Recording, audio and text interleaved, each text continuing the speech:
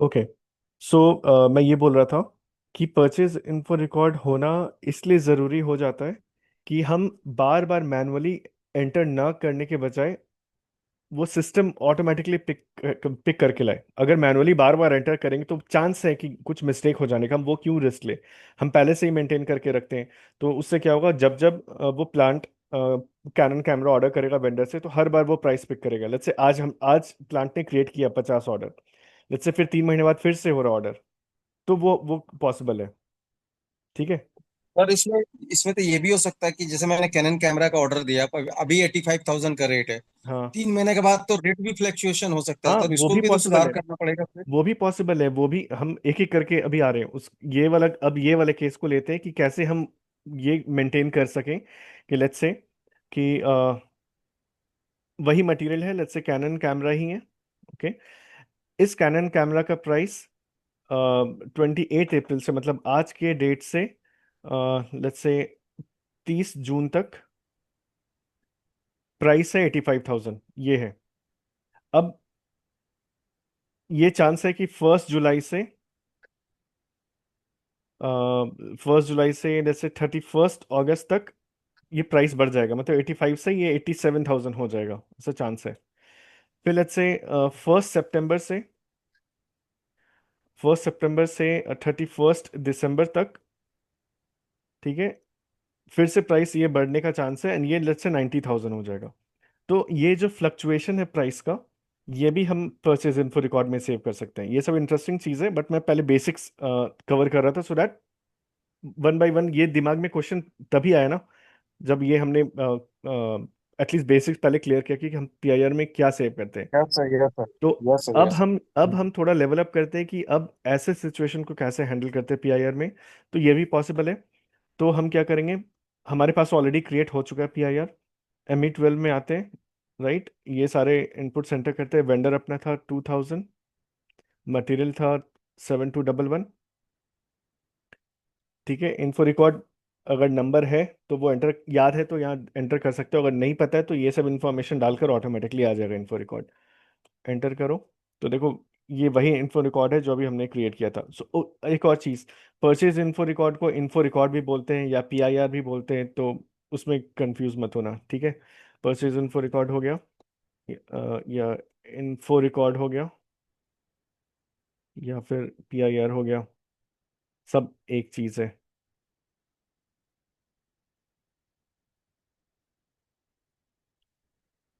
ठीक है। हाँ, तो अब आते हैं इसके डिफरेंट जो फ्लक्चुएशंस होने के चांसेस है, उसको हम मेंटेन करते हैं। तो सबसे पहले जाते हैं कंडीशंस। ये वाला जो प्राइस है, एक चीज पहले मैं दिखा दूं। ये जो प्राइस है 85,000, ये वैलिडिटी इसका देखो क्या लिखा है पहले से, 31/12/9999, मतलब इस साल तक यही प्राइस रहेगा। बट ये गलत है ना, ये इन्फिनिटी तक सेम प्राइस नहीं रहेगा। तो हम क्या करते हैं, कंडीशंस में जाते हैं एंड एक एक करके सारा कुछ मॉडिफाई करते हैं। सबसे पहले ये मतलब कंडीशन में जाते ही ऐसा स्क्रीन होगा ओपन, एंड फिर ये देखो, ये 85,000 है, इसका वैलिडिटी क्या है, 28 अप्रैल से 31 दिसंबर। लेकिन हमारा सिनेरियो, हमने अभी क्या सोचा है मॉडिफाई करने के लिए, कि आज के डेट से 30 जून तक, 30 जून तक 85,000 रहेगा। तो यहाँ पे हम क्या करेंगे, वैलिडिटी इसको चेंज कर देते हैं, 30 जून 2026। ये करने से क्या हो जाएगा, हमने मॉडिफाई कर दिया है प्राइस को, कि ये जो 85,000 है, 28 जून से 28 अप्रैल मीन्स आज के डेट से 30 जून तक यही प्राइस रहेगा। इसको पहले सेव करते हैं। ये सेव कर दिया। एक और हमें क्या करना है, 1 जुलाई से 31 अगस्त तक 87,000 होगा। वापस से ME12 में ये सारे एंटर करके वापस से जाते हैं, कंडीशंस में जाते हैं। तो देखो ये वाला यहाँ दिख रहा है 28 अप्रैल से 30 जून तक, ये हमने ऑलरेडी सेव करके रखा है। एक और हमें मेंटेन करना है 1 जुलाई से 31 अगस्त तक। ठीक है। ये वाला पार्ट हो गया है, इसको मैं हाईलाइट कर देता हूँ। ये वाला हमने मेंटेन कर दिया। अभी हम ये करने जा रहे हैं 1 जुलाई से 31 अगस्त तक ये प्राइस रहेगा 87,000। तो ये कैसे पॉसिबल है, यहाँ पे देखो न्यू वैलिडिटी पीरियड नीचे ऑप्शन है, इसको क्लिक करेंगे, ये दिख रहा है यहाँ पे न्यू वैलिडिटी पीरियड, इसको क्लिक करेंगे। ओके। एंड फिर ऐसा स्क्रीन ओपन होगा। अब यहाँ पे फिर हम वैलिडिटी एंटर करेंगे। वैलिडिटी क्या है? 1 जुलाई से 31 अगस्त। तो यहाँ पे 1 जुलाई सेलेक्ट करते हैं। ये हो गया 1 जुलाई। 31 अगस्त तक है। ये रहा। 31 अगस्त तक क्या प्राइस है? 87,000। राइट, ये वाला है 87,000। 87,000 कर दिया, एंटर। इसको सेव करते हैं। ये हो गया सेव। फिर हमें, और ये वाला हो गया, फिर हमें ये वाला भी मेंटेन करना है कि 1 सितंबर से 31 दिसंबर तक 90,000 रहेगा। अगेन ये कैसे पॉसिबल है? ME12 में जा करके फिर से कंडीशन में जाओ, फिर से न्यू वैलिडिटी पीरियड में क्लिक करो। ओके, यहाँ पे वैलिड फ्रॉम और वैलिड टू एंटर करना पड़ेगा। मतलब 1 सितंबर से 31 दिसंबर तक 90,000 है। 1 सितंबर मतलब 01/09/2026 से 31/12/2026 तक 90,000 रहेगा प्राइस। एंटर। इसको सेव करते हैं। ठीक है, अब इसको चेक करना है तो ME13 में वापस आओ, कंडीशंस में जाओ। तो देखो तीन डिफरेंट अब वैलिडिटी दिख रहे हैं। मतलब 28 अप्रैल से 30 जून तक क्या है प्राइस? 85,000। बैक करो, फिर से बैक जाओ, एंटर, फिर कंडीशन में जाओ, फिर दूसरे वाले में देखो 1 जुलाई से 31 अगस्त तक क्या प्राइस है? 87,000। राइट, फिर बैक जाओ, कंडीशंस में जाओ, फिर 1 सितंबर से 31 दिसंबर तक क्या है प्राइस? 90,000। सो इस तरीके से हमने मल्टीपल प्राइसेस सेव कर दिए। सो अब क्या होगा? तो अब इस ये मेंटेन करने का मतलब क्या हो रहा है कि ऑर्डर अगर इस डेट रेंज में हो रहा है, मतलब 28 अप्रैल से 30 जून के बीच कभी भी ऑर्डर करोगे, ये प्राइस ऑटोमेटिकली पिक होगा परचेज ऑर्डर में। फिर जैसे ही डेट 1 जुलाई हो जाएगा, मतलब अगर 1 जुलाई को ऑर्डर प्लेस करोगे, तो परचेज ऑर्डर में ऑटोमेटिकली 87,000 प्राइस शो करेगा। एंड ये प्राइस 31 अगस्त तक शो करेगा। मतलब 31 अगस्त अगस्त को भी अगर ऑर्डर प्लेस करते हो तो 87,000 शो करेगा परचेज ऑर्डर में। एंड सिमिलरली जैसे ही डेट क्रॉस करेगा 31 अगस्त, अगर 1 सितंबर से 31 दिसंबर के बीच ऑर्डर प्लेस करते हो तो फिर आ जाएगा प्राइस ऑर्डर में 90,000। ठीक है। एंड 31 दिसंबर के बाद तो मैंने कुछ मेंटेन नहीं किया, राइट? सो सिस्टम क्या कंसिडर करेगा? Price zero. तो उस केस में फिर क्या होगा? जैसे ही 1 जनवरी 2026 आएगा एंड ऑर्डर प्लेस करने जाओगे, तो एरर थ्रो करेगा कि एंटर सम प्राइस, क्योंकि PIR हमने मेंटेन नहीं किया है। तो उस केस में हम मेंटेन करके रखते हैं कुछ। अगर एरर आता है तो उस टाइम मेंटेन कर लेंगे, फिर कोई प्रॉब्लम नहीं है। फिर हम ME12 में जा करके फिर 1 जन से जो भी डेट तक हम करना चाहते हैं वो कर देंगे। अगर सपोज हम मेंटेन नहीं भी करना चाहते तो PO में हम मैनुअली प्राइस एंटर कर देंगे। ठीक है, समझ आया PIR टॉपिक? जी सर, समझ गए। बाकी सबको क्लियर है? हाँ सर, जैसे इसमें यस प्राइस हमने सर। फिल कर दिया, बट सडनली जैसे 3 मंथ का फिक्स कर रखा है, 15 दिन का, सडनली किसी चीज का प्राइस हाई हो जाता है बहुत ज्यादा हाँ। किसी कारण, तो हम्म। वो इमिडिएटली चेंज करना पड़ेगा, कैसे होगा? हाँ, चेंज करना पड़ेगा। लेट्स से मतलब जो पहले ऑर्डर क्रिएट हो चुके हैं उसमें चेंज कैसे करेंगे? उस ऑर्डर को ओपन करके हम प्राइस चेंज कर सकते हैं। लेकिन अगर सपोज हमें पता है कि अगर लेट्स से 28 अप्रैल है, ठीक है, लेट्स से हमें 30 अप्रैल को पता चला कि 85,000 नहीं है, 85,500 है, तो हम फिर PIR में जा करके इस वैलिडिटी रेंज को ओपन करके प्राइस मॉडिफाई कर देंगे। वो दिखाता हूँ। ME12 में जाकर ये एंटर करो, कंडीशन जाओ। मुझे पता चला, लेट्स से अब 30 अप्रैल को मुझे पता चला कि प्राइस इसका 85,000 नहीं है, 85,500 है। तो यहाँ पे हमने एंटर कर दिया, सेव कर दिया। फिर तो इससे क्या होगा? जो भी फ्यूचर के ऑर्डर क्रिएट होंगे वो सब 85,500 पिक करेंगे। बट जो पहले से ऑलरेडी क्रिएट हो चुके हैं इस PIR को कंसिडर करके, वहां पे हमें उस ऑर्डर को मैनुअली जाके मॉडिफाई करना है। जैसे अभी हमने PO ऑलरेडी क्रिएट करके रखा है, तो हम मॉडिफाई कैसे करेंगे? ME22N से। ओके, ये हमारा PO था, राइट? 85,500, देखो 85,000 है, राइट? यहाँ पे मॉडिफाई नहीं हुआ है, राइट? तो इसको क्या करेंगे? मॉडिफाई कर सकेंगे।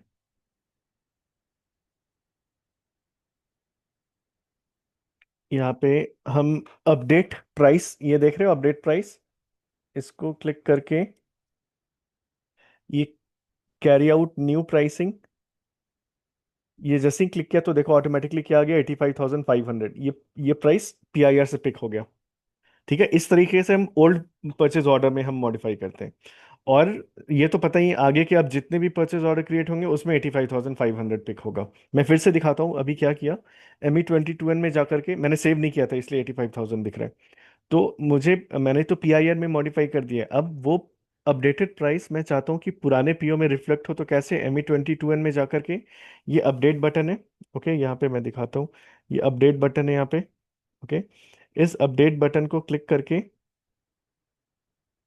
ये ये वाला ऑप्शन, बी ऑप्शन दिख रहा है यहाँ पे, कैरी आउट न्यू प्राइसिंग। ये कैरी आउट न्यू प्राइसिंग मतलब नया प्राइस ये अपडेट करेगा। ये करते ही ये देखो 85,500 आ गया यहाँ पे। ओके, 85,500 आ गया। सो इस तरीके से हमने पीओ, पुराने पीओ में मॉडिफाई कर दिया प्राइस। तो ये अब देखो प्राइस 85,500 हो गया है, बिकॉज स्टैंडर्ड पीओ चेंज्ड। ठीक है, अब जो भी फ्यूचर के पीओ है, जो भी फ्यूचर में पीओ क्रिएट होंगे उसमें प्राइस 85,500 ही आएंगे। वो कहाँ से आ रहा है, परचेज इन्फो रिकॉर्ड से। वो भी मैं शो कर देता हूँ। ME21N में जाकर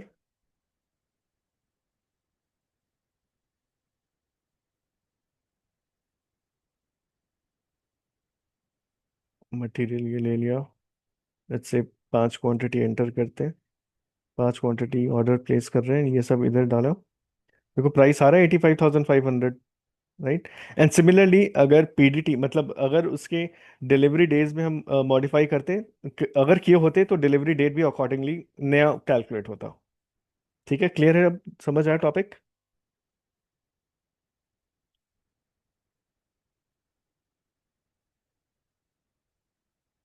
तो सीखने के बाद हम लोग को यही काम हो जो आप बता रहे हो यही करना होगा ना सर? क्या क्या?